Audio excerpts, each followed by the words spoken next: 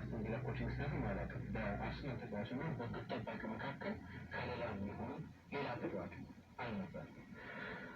ጋብሪኤል ጄሱስ ለመቀጠል የተፈጠረ ግን ብዙ ሙቭመንቶች ታያለሽ። እንደተለመደው የአርሰናል ተጫዋቾች ወደ ሩቁ አንግል ነበር የሄዱት። በድንገት እየተንደረደሩ ቪክቶር ዮኬሬስ ሁለት የአስቶን ቪላ ተጫዋቾችን ኒር ፖስት ወሰዱ። ስለዚህ ተጫዋቾቹ ከቆሙ ኳስ መከላከል ጎደላቸው። አንድ ተጫዋቾችን ስለወጣ ግን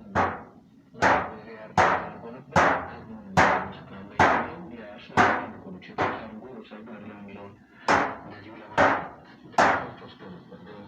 የሚገርም ማለት ለአርሰናል የቆመ ኳስ ማስቀመጥ አንደኛው ላይ የሚለው ይሄ ሳይኮሎጂ ነው። ሁለተኛው የሳይኮሎጂ ጉዳይ ብዙ ጊዜ እንደማነሳው የአርሰናል የማዕዘን ምቶች ስሜታዊ ባህሪ ያላቸው ብዙ ጊዜ የሚሳካልሽ ከሆነ የተጋጣሚ ቡድን ራሱን እንዲጠራጠር ያደርገዋል። አይተሽ እንደሆነ የአርሰናል ተጫዋቾች የማዕዘን ምት በሚገኙበት ጊዜ አንዳንድ ጊዜ ከፍጹም ቅጣት ሳጥን